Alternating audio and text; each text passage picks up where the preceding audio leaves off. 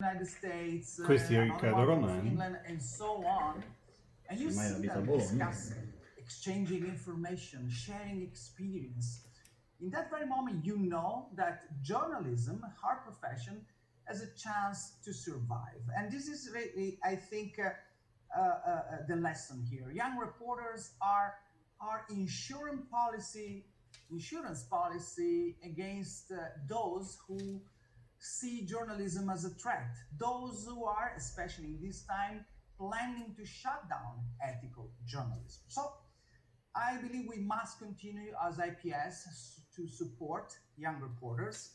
And it's not just what we can offer to them, it's mostly what they can provide to us, what we all can benefit from them.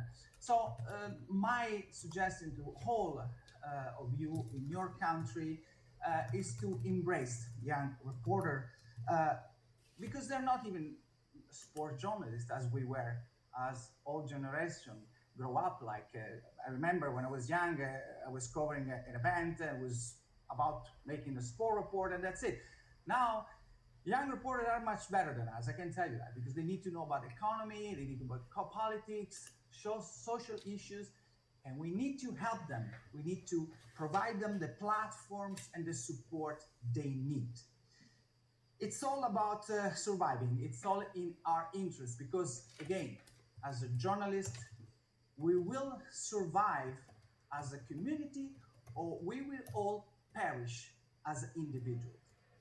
So it will be our duty, and in conclusion, I think that what we have done just a few months ago, the beginning of the lockdown, it's the evidence of what we can achieve working as a community.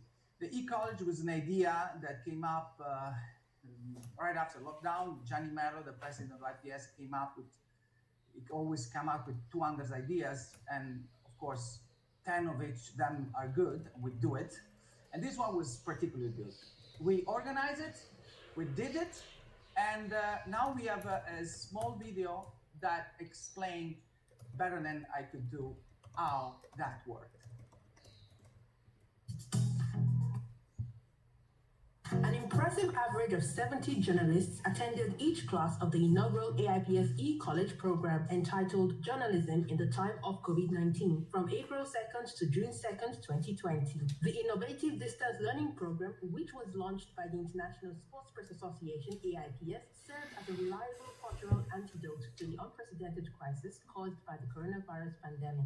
16 intense classes via video conferencing platform Zoom offered young reporters from across the globe invaluable access to eminent personalities from the sports industry. In April, the AIPS e-college had the pleasure of welcoming Michael Payne, sports marketing expert, Edwin Moses, two-time Olympic gold medalist, Swiss lawyer Francois Carrard, Hans Hultmann, FIFA head of media, Maurizia Cacciatori, a former Italian volleyball star and sports commentator, Lucia Montanarella, head of Olympic Games media operations, and Craig Reedy, former WADA president. In May, more inspiring personalities graced the AIPS e-college with their presence. They include Ethiopian long-distance icon Haile Gebrselassie, Eric Sandron, FIDU Secretary General, NBA star Danilo Gallinari, Donna Di Varona, two-time Olympic gold medalist, activist, and award-winning sports broadcaster, Fiona Hines, Special Olympics Europe and Eurasia Director of Communications, Mohamed Mo Oba Hakos, 2019 FIFA E-World Cup champion, Noel El Motawaki, Olympic gold medalist and IOC member, as well as Janil Shade, Brazilian investigative journalist. AIPS President Gianni Merlo coordinated the classes, which also featured insightful lectures on journalism from seasoned AIPS mentors Martin Mazur, Thierry Rednach, and Riccardo Romani. A virtual farewell gathering was held on June 2nd to celebrate the success of the first AIPS e-college, and participants received their certificates thereafter. On the whole, more than 100 young reporters from up to 50 countries took part in the program.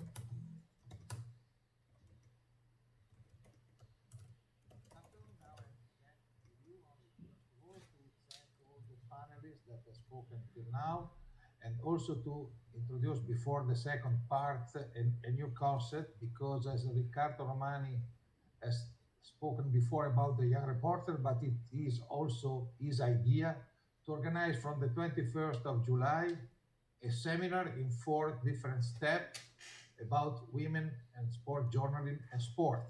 I think that this will be very important because it's a completely new thing. It is a new step in the future that we are doing all together. And already Tracy and Christine has already told me that they will be happy to be part of this project because it's really something very important. And I guess that we have to continue on this way. And before to finish this first part, I want also to thank Josef Langer, our colleague from Austria, that has had the idea to celebrate the 2nd of July in this manner. Because it was his idea to try to do something in these days, and I must thank him for the good suggestion, because today I think that we can be proud of what we have achieved. So now there will be 5 minutes of rest, and after we come back with the open discussion. Thank you very much to everybody.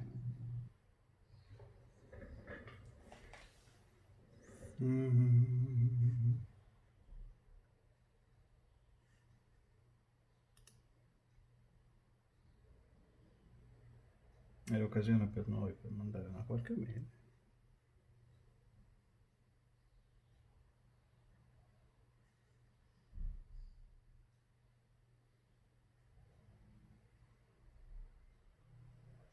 Sono momenti del passato.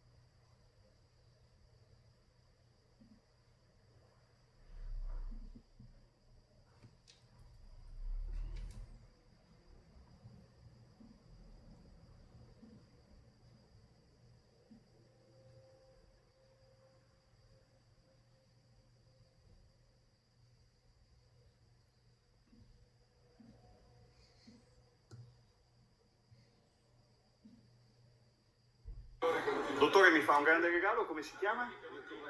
Di dov'è? Parente con i Paletti, pilota tragicamente sconfitto. Io sono in contatto.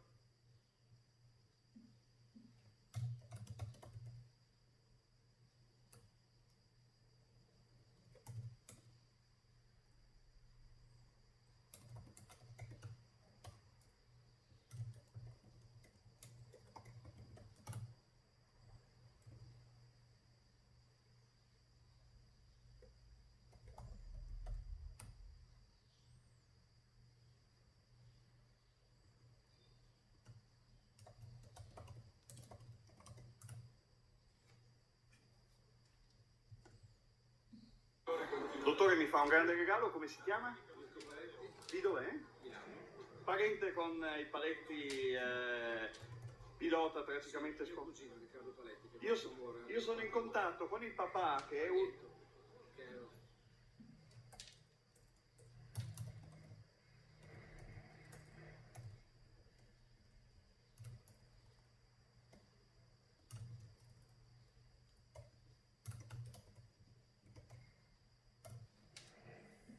al quale ho chiesto più volte se era possibile un ricordo, ne ho letto uno, ne ho ascoltato uno. Essendo di Reggio Emilia, lui era di Varano, insomma. Proseguo con questo tema, Mirko. Quanto avete condiviso con Riccardo, come lo ricorda? Se posso, Riccardo è un ragazzo splendido, che ha questa passione per le macchine. Oggi quanti anni avrete? Lei è, anzi, lei è... 68. Lui nell'82 aveva...